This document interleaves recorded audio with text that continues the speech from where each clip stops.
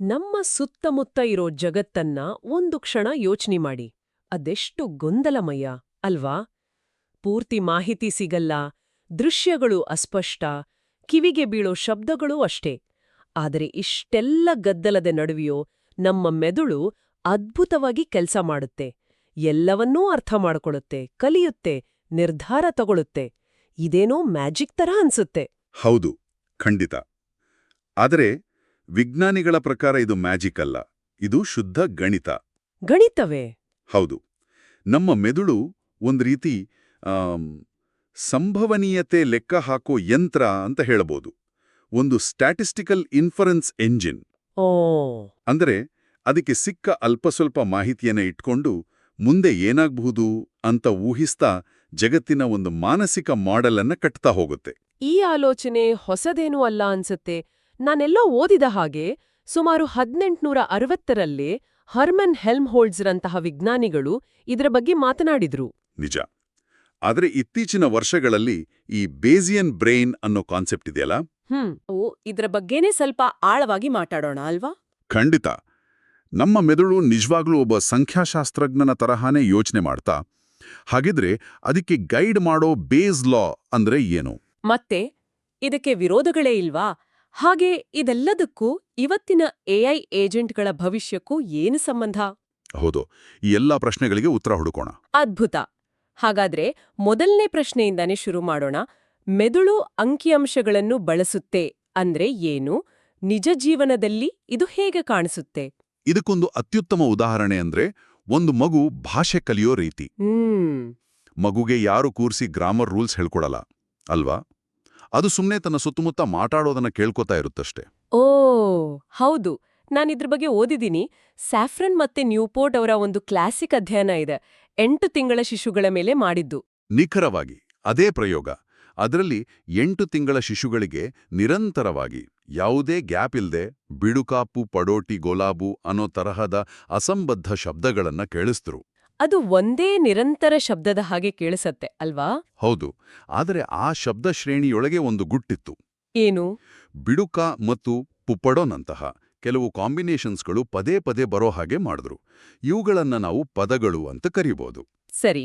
ಆದ್ರೆ ಡುಕಾಪು ಅನ್ನೋ ಕಾಂಬಿನೇಷನ್ ಗಮನಿಸಿ. ಡು ಅನ್ನೋದು ಬಿಡುಕಾದ ಕೊನೆ, ಕಾಪು ಅನ್ನೋದು ಪುಪಡೋದ ಶುರು. ಸೊ ಈ ತರಹದ ಕಾಂಬಿನೇಷನ್ಗಳು ತುಂಬಾ ಅಪರೂಪವಾಗಿ ಬರ್ತಿತ್ತು. ಅಪ್ಪ, ಕೇವಲ 2 ನಿಮಿಷ ಇದನ್ನ ಕೇಳಿಸ್ಕೊಂಡ ನಂತರ ಆ ಮಕ್ಕಳು, 8 ತಿಂಗಳ ಮಕ್ಕಳು ಪದೇ ಪದೇ ಬರುವ ಬಿಡುಕಾದಂತಹ ಪದಗಳನ್ನ ಮತ್ತು ಅಪರೂಪವಾಗಿ ಬರುವ ಡುಕಾಪುದಂತಹ ಪದವಲ್ಲದ ಸಂಯೋಜನೆಗಳನ್ನ ಬೇರೆ ಬೇರೆಯಾಗಿ ಗುರುತಿಸೋಕೆ ಶುರು ಮಾಡ್ತವು. ಹೌದು. ಅಂದ್ರೆ ಆ ಪುಟ್ಟ ಮೆದುಳುಗಳು ಆ ಶಬ್ದಗಳ ನಡುವಿನ ಸ್ಟೆಟಿಸ್ಟಿಕಲ್ ರೆಗ್ಯುಲಾರಿಟೀಸ್ ಅನ್ನ ಗ್ರಹಿಸ್ಬಿಟ್ಟಿದ್ವು. ಇದು ನಿಜಕ್ಕೂ ಆಶ್ಚರ್ಯ. ಖಂಡಿತ. ಇದು ಕೇವಲ ಕೇಳೋದ್ರಲ್ಲಿ ಮಾತ್ರ ಅಲ್ಲ, ನೋಡೋದ್ರಲ್ಲೂ ಹೀಗೆ ಆಗುತ್ತೆ. ದೃಷ್ಟಿವಿಜ್ಞಾನದಲ್ಲಿ ಕ್ರೌಡಿಂಗ್ ಅಂತ ಒಂದು ವಿದ್ಯಮಾನ ಇದೆ. ಕ್ರೌಡಿಂಗ್ ಅಂದ್ರೆ ಜನಸಂದಣಿ ತರಹನಾ? ಹೌದು, ಹೆಚ್ಚು ಕಡಿಮೆ ಹಾಗೇನೆ. ಒಂದು ಪೇಪರ್ ಮೇಲೆ ಒಂದು ಪ್ಲಸ್ ಚಿಹ್ನೆ ಹಾಕಿ ಅದರ ಮೇಲೆ ನೀವು ದೃಷ್ಟಿ ಇಟ್ಟು ಅದರ ಬಲಭಾಗದಲ್ಲಿರೋ ಅಕ್ಷರಗಳನ್ನು ಓದೋಕೆ ಪ್ರಯತ್ನಿಸಿದ್ರೆ ಅದು ತುಂಬಾನೇ ಕಷ್ಟ ಆಗುತ್ತೆ. ಹೌದು ಹೌದು, ಜಾತ್ರೆಯಲ್ಲಿ ಯಾರನ್ನಾದ್ರೂ ಹುಡುಕೋಕೆ ಹೋದಾಗ ಹೀಗಾಗುತ್ತೆ. ಎಲ್ಲ ಮುಖಗಳು ಒಟ್ಟಿಗೆ ಸೇರಿದ ಹಾಗೆ ಕಾಣಿಸುತ್ತೆ. ಪರ್ಫೆಕ್ಟ್ ಹೋಲಿಕೆ. ಆದರೆ ಇಲ್ಲಿ ಒಂದು ಇಂಟ್ರೆಸ್ಟಿಂಗ್ ವಿಷಯ ಇದೆ. ನಿಮ್ಗೆ ಅಲ್ಲಿ ಯಾವ ಅಕ್ಷರ ಇದೆ ಅಂತ ನಿಖರವಾಗಿ ಹೇಳೋಕೆ ಆಗದಿದ್ರೂ ಅಲ್ಲಿ ಅಕ್ಷರಗಳೇ ಇವೆ ಅಂತ ಮಾತ್ರ ಖಚಿತವಾಗಿ ಗೊತ್ತಿರುತ್ತೆ. ನಿಜ. ಅಲ್ಲಿ ನಂಬರ್ಗಳಿವೆ ಅಥವಾ ಚಿತ್ರಗಳಿವೆ ಅಂತ ಅನ್ಸಲ್ಲ. ಯಾಕೆ ಹಾಗೆ? ಯಾಕಂದ್ರೆ ನಿಮ್ಮ ಮೆದುಳಿಗೆ ಆ ಜಾಗದ ಒಂದು ಮಸುಕಾದ ಚಿತ್ರ ಸಿಕ್ತಿಲ್ಲ. ಬದಲಾಗಿ ಅದಕ್ಕೆ ಆ ಚಿತ್ರದ ಬಗ್ಗೆ ಅಂಕಿಅಂಶಗಳ ಒಂದು ಸಾರಾಂಶ ಸಿಕ್ತಿದೆ. ಅದನ್ನ ಬ್ಯಾಸ್ಕೆಟ್ ಆಫ್ ಸ್ಟ್ಯಾಟಿಸ್ಟಿಕ್ಸ್ ಅಂತ ಕರೀತಾರೆ. ಅದು ಇಲ್ಲಿ ಅಕ್ಷರಗಳ ತರ ಗೆರೆಗಳಿವೆ, ವಕ್ರರೇಖೆಗಳಿವೆ ಅಂತ ಹೇಳುತ್ತೆ. ಆದರೆ ನಿಖರವಾಗಿ ಎ ಅಥವಾ ಬಿ ಅಂತ ಹೇಳಲ್ಲ. ಓಕೆ, ಮೆದುಳು ಒಬ್ಬ ಸಂಖ್ಯಾಶಾಸ್ತ್ರಜ್ಞ ಅನ್ನೋದು ಈಗ ಅರ್ಥ ಆಯ್ತು. ಹಾಗಿದ್ರೆ ಪ್ರತಿಯೊಬ್ಬ ಸಂಖ್ಯಾಶಾಸ್ತ್ರಜ್ಞನೂ ಒಂದು ನಿಯಮ ಪಾಲಿಸ್ತಾನೆ. ನಮ್ಮ ಮೆದುಳು ಪಾಲಿಸೋ ಆ ಗಣಿತದ ಸೂತ್ರ ಯಾವುದು? ಅದೇ ಬೇಸ್ ಲಾ ಅಥವಾ ಬೇಸ್ ನಿಯಮ. ಇದೊಂದು ಬಹಳ ಸುಂದರವಾದ ನಿಯಮ. ಸರಳವಾಗಿ ಹೇಳೋದಾದ್ರೆ, ಹೊಸ ಮಾಹಿತಿ ಅಥವಾ ಸಾಕ್ಷಿ ಸಿಕ್ಕಾಗ ನಮ್ಮ ಹಳೆಯ ನಂಬಿಕೆಗಳನ್ನ ತರ್ಕಬದ್ಧವಾಗಿ ಹೇಗೆ ಅಪ್ಡೇಟ್ ಮಾಡ್ಕೋಬೇಕು ಅಂತ ಈ ನಿಯಮ ಹೇಳುತ್ತೆ. ಇದನ್ನೊಂದು ಉದಾಹರಣೆ ಕೊಟ್ಟು ವಿವರಿಸಬಹುದಾ? ಕೇಳುಗರಿಗೆ ಸುಲಭ ಆಗಬಹುದು. ಖಂಡಿತ. ಹೀಗಂತ್ಕೊಳ್ಳಿ, ನಿಮ್ಮ ಸ್ನೇಹಿತರೊಬ್ಬರು ಯಾವತ್ತೂ ಟೈಮ್ಗೆ ಸರಿಯಾಗಿ ಬರ್ತಾರೆ. ಇದು ನಿಮ್ಮ ಹಳೆಯ ನಂಬಿಕೆ. ಇದನ್ನೇ ನಾವು ಪ್ರಯಾರ್ ಅಂತ ಕರೆಯೋದು. ಸರಿ. ಒಂದು ದಿನ ಅವರು 1 ಗಂಟೆ ಲೇಟಾಗಿ ಬರ್ತಾರೆ. ಇದು ಹೊಸ ಸಾಕ್ಷ್ಯ ಅಥವಾ ಎವಿಡೆನ್ಸ್. ಓಕೆ, ಈಗ ನನ್ನ ನಂಬಿಕೆ ಬದಲಾಗ್ಬೇಕು. ಹೌದು. ಬೇಸ್ ನಿಯಮದ ಪ್ರಕಾರ ನಿಮ್ಮ ಹೊಸ ನಂಬಿಕೆ 2 ವಿಷಯಗಳ ಮೇಲೆ ನಿಂತಿದೆ. ಒಂದು, ನಿಮ್ಮ ಹಳೆಯ ನಂಬಿಕೆ ಎಷ್ಟು ಸ್ಟ್ರಾಂಗ್ ಆಗಿತ್ತು ಅನ್ನೋದು. ಮತ್ತೆ ಈ ಹೊಸ ಸಾಕ್ಷ್ಯ ಅಂದ್ರೆ 1 ಗಂಟೆ ಲೇಟಾಗಿ ಬಂದಿದ್ದು ನಿಮ್ಮ ಹಳೆಯ ನಂಬಿಕೆಗೆ ಎಷ್ಟು ಸರಿ ಹೊಂದುತ್ತೆ ಅನ್ನೋದು. ಬಹುಶಃ ಟ್ರಾಫಿಕ್ ಜಾಮ್ ಆಗಿರ್ಬೋದು ಅಲ್ವಾ? ಹಾಗಾಗಿ ಈ ಒಂದೇ ಘಟನೆಯಿಂದ ನಿಮ್ಮ ನಂಬಿಕೆ ಹೆಚ್ಚು ಬದಲಾಗಲ್ಲ. ಆದ್ರೆ ಇದೇ ಪದೇ ಪದೇ ನಡೆದ್ರೆ ಆವಾಗ ನಿಮ್ಮ ಹಳೆಯ ನಂಬಿಕೆ ವೀಕ್ ಆಗ್ತಾ ಹೋಗುತ್ತೆ ಮತ್ತು ಹೊಸ ಸಾಕ್ಷ್ಯದ ಆಧಾರದ ಮೇಲೆ ನಿಮ್ಮ ನಂಬಿಕೆ ನಿರಂತರವಾಗಿ ಅಪ್ಡೇಟ್ ಆಗ್ತಾ ಹೋಗುತ್ತೆ. ಅಂದ್ರೆ ನಮ್ಮ ಹೊಸ ನಂಬಿಕೆ ಅನ್ನೋದು ನಮ್ಮ ಹಳೆಯ ನಂಬಿಕೆಯ ಶಕ್ತಿ ಮತ್ತು ಹೊಸ ಸಾಕ್ಷ್ಯದ ಹೊಂದಾಣಿಕೆ, ಇವೆರಡರ ಮಿಶ್ರಣ. ಇದು ಸರಳವಾಗಿದ್ರೂ ತುಂಬಾ ಶಕ್ತಿಯುತವಾದ ಆಲೋಚನೆ. ಇಲ್ಲಿಯೇ ಅತ್ಯಂತ ಆಸಕ್ತಿದಾಯಕ ವಿಷಯ ಬರೋದು. ಸಾವಿರಾರು ವರ್ಷಗಳಿಂದ ತತ್ವಜ್ಞಾನಿಗಳು ಕಾಡುತ್ತಿದ್ದ ಒಂದು ದೊಡ್ಡ ಪ್ರಶ್ನೆ ಇದೆ: ನೇಚರ್ ವರ್ಸಸ್ ನರ್ಚರ್. ಹೌದು, ಜ್ಞಾನ ಹುಟ್ಟಿನಿಂದ ಬರುತ್ತಾ ಅಥವಾ ಅನುಭವದಿಂದ ಬರುತ್ತಾ ಅನ್ನೋ ಚರ್ಚೆ. ಬೇಸ್ ನಿಯಮ ಈ ಚರ್ಚೆಗೆ ಒಂದು ಸುಂದರವಾದ ಗಣಿತೀಯ ಉತ್ತರ ಕೊಡುತ್ತೆ. ಅದು ಹೇಳುತ್ತೆ, ಎರಡೂ ಬೇಕು ಅಂತ. ಎರಡೂ ಬೇಕಾ? ಹೌದು. ನಿಮ್ಮ ಪ್ರಾಯರ್ ಅಥವಾ ಮೊದಲೇ ಇರೋ ನಂಬಿಕೆಗಳು ನೇಚರ್ ಇದ್ದ ಹಾಗೆ, ಅವು ಜನ್ಮಜಾತವಾಗಿರಬಹುದು, ಮತ್ತು ಲೈಕ್ಲಿಹುಡ್ ಅಥವಾ ಹೊಸ ಸಾಕ್ಷ್ಯ ಅನ್ನೋದು ನರ್ಚರ್ ಇದ್ದ ಹಾಗೆ, ಅದು ನಾವು ಜಗತ್ತಿನಿಂದ ಕಲಿಯೋ ಭಾಗ. ವಾಹ್!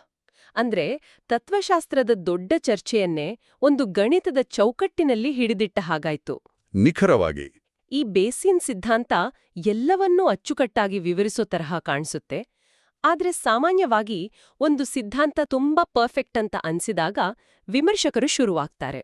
ಹಾಗಾದ್ರೆ ಎಲ್ಲರೂ ಇದನ್ನ ಒಪ್ಪಲ್ಲ ಅಲ್ವಾ? ಖಂಡಿತ ಇಲ್ಲ. ಇದಕ್ಕೆ ಬಹಳ ಪ್ರಬಲವಾದ ವಿಮರ್ಶೆಗಳಿವೆ. ಮೊದಲನೇದು ಬೋವರ್ಸ್ ಮತ್ತೆ ಡೇವಿಸ್ ಅವರದು. ಅವರು ಇದನ್ನ ಜಸ್ಟ್ ಸೋ ಸ್ಟೋರಿ ಅಂತ ಕರೀತಾರೆ. ಜಸ್ಟ್ ಸೋ ಸ್ಟೋರಿ ಅಂದ್ರೆ ಹೀಗಾಯ್ತು ಅಂತ ಹೇಳೋ ಕಥೆ ಅಂತನಾ? ಹೌದು. ಅವರ ವಾದದ ಪ್ರಕಾರ ಈ ಬೇಸಿಯನ್ ಮಾಡೆಲ್ಗಳು ತುಂಬಾ ಫ್ಲೆಕ್ಸಿಬಲ್. ಅಂದ್ರೆ ಯಾವುದೇ ಒಂದು ನಡವಳಿಕೆಯನ್ನ ವಿವರಿಸೋಕೆ ರಿಸರ್ಚರ್ಗಳು ಪ್ರಯರ್ ಅಥವಾ ಲೈಕ್ಲಿಹುಡ್ ಅನ್ನ ತಮ್ಗೆ ಬೇಕಾದಾಗೆ ಬದಲಾಯಿಸ್ಕೊಳ್ಬಹುದು. ಓ, ಹಾಗಾದ್ರೆ ಯಾವುದೇ ನಡವಳಿಕೆಯನ್ನ ತರ್ಕಬದ್ಧ ಅಥವಾ ಸೂಕ್ತ ಅಂತ ಸುಲಭವಾಗಿ ವಿವರಿಸಿ ಬಿಡಬಹುದು. ರೈಟ್. ಇದರಿಂದ ಆ ಸಿದ್ಧಾಂತವನ್ನ ತಪ್ಪೆಂದು ಸಾಬೀತುಪಡಿಸೋಕೆ ಆಗಲ್ಲ. ಇದು ಗಂಭೀರವಾದ ಆರೋಪ. ಒಂದು ಥಿಯರಿಯನ್ನ ಫಾಲ್ಸಿಫೈ ಮಾಡೋಕಾಗಿಲ್ಲ ಅಂದ್ರೆ ಅದು ವೈಜ್ಞಾನಿಕವಾಗಿ ಅಷ್ಟು ಮೌಲ್ಯಯುತ ಅಲ್ಲ ಅಂತ ಕಾರ್ಲ್ ಪಾಪರ್ ಹೇಳಿದ್ರು. ನಿಖರವಾಗಿ. ಇನ್ನು ಎರಡನೇ ವಿಮರ್ಶೆ ಗ್ಯಾರಿ ಮಾರ್ಕಸ್ ಅವರದ್ದು. ಅವ್ರು ಹೇಳೋದೇನೆಂದ್ರೆ, ಬೇಸಿಯನ್ ಸಿದ್ಧಾಂತವು ಸಾಮಾನ್ಯವಾಗಿ ಮೆದುಳು ಅತ್ಯುತ್ತಮವಾಗಿ ಅಂದ್ರೆ ಆಪ್ಟಿಮಲಿ ಕೆಲಸ ಮಾಡತ್ತೆ ಅಂತ ಭಾವಿಸುತ್ತೆ.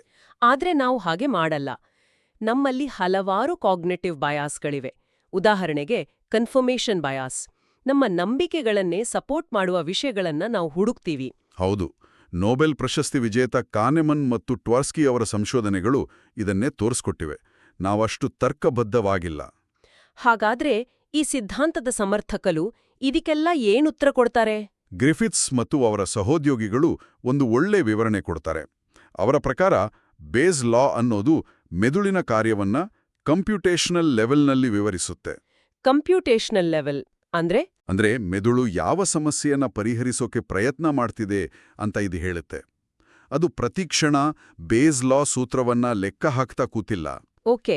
ಬದಲಾಗಿ ಆ ತರ್ಕಬದ್ಧವಾದ ಪರಿಹಾರಕ್ಕೆ ಹತ್ತಿರವಾದ ಒಂದು ಸರಿಸುಮಾರು ಅಥವಾ ಅಪ್ರಾಕ್ಸಿಮೇಷನ್ ಉತ್ತರವನ್ನ ಕಂಡುಹಿಡಿಯೋಕೆ ಪ್ರಯತ್ನ ಮಾಡ್ತಿದೆ. ಓ, ಹಾಗಾದ್ರೆ ಈ ಕನ್ಫರ್ಮೇಷನ್ ಬಯಾಸ್ನಂತಹ ತಪ್ಪುಗಳು ಆ ಸರಿಸುಮಾರು ಉತ್ತರ ಹುಡುಕೋ ಪ್ರಯತ್ನದಲ್ಲಿ ಆಗೋ ಸೈಡ್ ಎಫೆಕ್ಟ್ಸ್ ಇರ್ಬೋದಾ?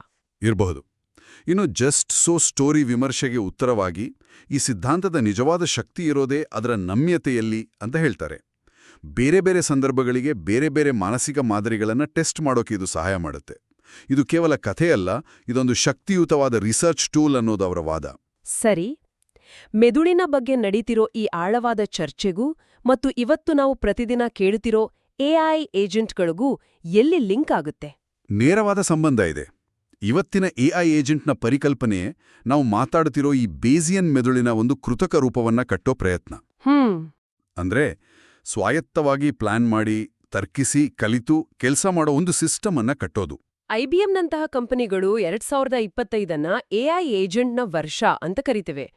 ನಾವು ನಿಜವಾಗ್ಲೂ ಅಲ್ಲಿಗೆ ತಲುಪಿದೀವಾ? ವರದಿಯ ಪ್ರಕಾರ ಇದು ಏಜೆಂಟಿಕ್ ಎಕ್ಸ್ಪ್ಲೋರೇಷನ್ ವರ್ಷ, ಅಂದ್ರೆ ಸಂಶೋಧನೆ ಮತ್ತು ಪ್ರಯೋಗದ ವರ್ಷ. ಓಕೆ. ಇವತ್ತಿನ ಏಜೆಂಟ್ಗಳು ಬೇಸಿಕ್ ಪ್ಲಾನಿಂಗ್ ಮಾಡಬಲ್ಲವು, ಕೆಲವು ಟೂಲ್ಗಳನ್ನು ಬಳಸಬಲ್ಲವು. ಆದರೆ ನಿಜವಾದ ಸ್ವಾಯತ್ತತೆಗೆ ಅಂದ್ರೆ ಟ್ರೂ ಆಟೋನಮಿಗೆ ಇನ್ನೂ ತುಂಬ ಸಮಯ ಬೇಕು. ಅಂದ್ರೆ ಟೆಕ್ನಾಲಜಿ ರೆಡಿ ಇದ್ರೂ ಅದನ್ನ ಬಳಸ್ಕೊಳ್ಳೋಕೆ ಸಂಸ್ಥೆಗಳು ಮತ್ತು ಸಮಾಜ ಇನ್ನೂ ರೆಡಿ ಇಲ್ಲ. ಹೌದು. ಮತ್ತೆ ಈ ಸವಾಲು ನೇರವಾಗಿ ನಮ್ಮ ಬೇಸಿಯನ್ ಚರ್ಚೆಗೆ ಸಂಬಂಧಿಸಿದೆ. ಎಐ ಏಜೆಂಟ್ಗಳ ಮುಂದಿರೋ ದೊಡ್ಡ ಚಾಲೆಂಜ್ ಅಂದ್ರೆ ಸರಿಯಾದ ಪ್ರಿಯರ್ಸ್ ಅಥವಾ ಇಂಡಕ್ಟಿವ್ ಬಯಾಸಸ್ ಅನ್ನ ಹೊಂದಿರೋದು. ಸರಳವಾಗಿ ಹೇಳೋದಾದ್ರೆ ಕಾಮನ್ ಸೆನ್ಸ್ ಅಲ್ವಾ? ನಿಖರವಾಗಿ ಜಗತ್ತು ಹೇಗೆ ಕೆಲಸ ಮಾಡುತ್ತೆ ಅನ್ನೋ ಮೂಲಭೂತ ಜ್ಞಾನ. ವರದಿಯಲ್ಲೇ ಎಐ ಆರ್ಕೆಸ್ಟ್ರೇಟರ್ ಅನ್ನೋ ಒಂದು ಕಾನ್ಸೆಪ್ಟ್ ಬಗ್ಗೆನೂ ಹೇಳಿದ್ದಾರೆ.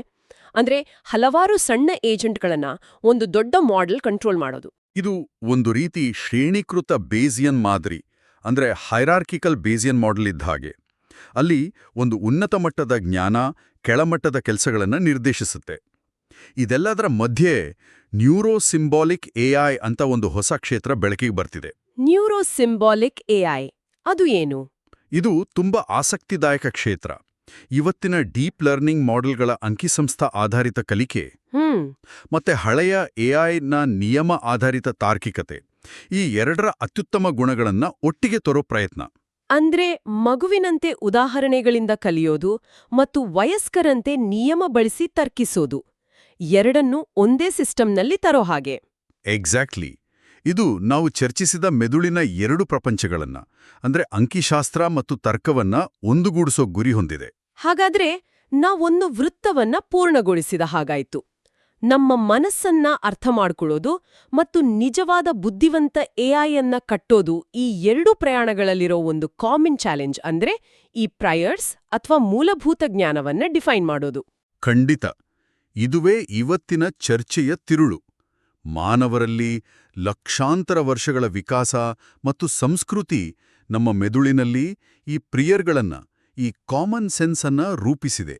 ಬೆಂಕಿ ಸುಡುತ್ತೆ ಅನ್ನೋ ಥರದ ವಿಷಯಗಳು. ಹೌದು. ಆದರೆ ಎಐ ವಿಷಯದಲ್ಲಿ ನಾವು ಕೆಲವೇ ವರ್ಷಗಳಲ್ಲಿ ಈ ಎಲ್ಲಾ ಜ್ಞಾನವನ್ನ ಕೋಡಿಂಗ್ ಮೂಲಕ ಇಂಜಿನಿಯರ್ ಮಾಡೋಕ್ ಪ್ರಯತ್ನ ಮಾಡ್ತಿದೀವಿ. ಇದು ಅಸಾಧ್ಯದ ಕೆಲಸದಂತೆ ಕಾಣಿಸುತ್ತೆ. ಅದುವೇ ಅತಿದೊಡ್ಡ ಸವಾಲು. ಮತ್ತು ಇಲ್ಲಿಂದಾನೇ ನಾವು ಶುರು ಮಾಡಿದ ಜಸ್ಸೋ ಸ್ಟೋರಿ ವಿಮರ್ಶೆಯನ್ನ ಗಮನದಲ್ಲಿಟ್ಕೊಂಡು ಒಂದು ಅಂತಿಮ ಪ್ರಶ್ನೆಯನ್ನ ಕೇಳೋಣ. ನಾವು ಎಐನಲ್ಲಿ ನಿರ್ಮಿಸ್ತಿರೋ ಈ ಪ್ರಿಯರ್ಗಳು, ಈ ಮೂಲಭೂತ ಜ್ಞಾನ ಕೇವಲ ನಮ್ಮದೇ ಆದ ಪೂರ್ವಗ್ರಹಗಳು ಮತ್ತು ಮಿತಿಗಳನ್ನೇ ಪ್ರತಿಬಿಂಬಿಸ್ತಿಲ್ಲ ಅಂತ ಹೇಗೆ ಖಚಿತಪಡಿಸಿಕೊಳ್ಳೋದು? ನಮ್ಮದೇ ದೋಷಪೂರಿತ ದೃಷ್ಟಿಕೋನದಿಂದ ಮಾತ್ರ ತರ್ಕಬದ್ಧ ಎನಿಸುವ ಸಿಸ್ಟಮ್ಗಳನ್ನ ನಾವು ನಿರ್ಮಿಸ್ತಿದ್ದೀವಾ? ಈ ಪ್ರಶ್ನೆ ಕೇವಲ ತಾಂತ್ರಿಕವಲ್ಲ, ಇದು ತಾತ್ವಿಕವೂ ಮತ್ತು ನೈತಿಕವೂ ಹೌದು. ಮತ್ತು ಮುಂದಿನ ದಶಕದಲ್ಲಿ ಎಐಯ ಭವಿಷ್ಯವನ್ನ ಇದುವೇ ನಿರ್ಧರಿಸಲಿದೆ.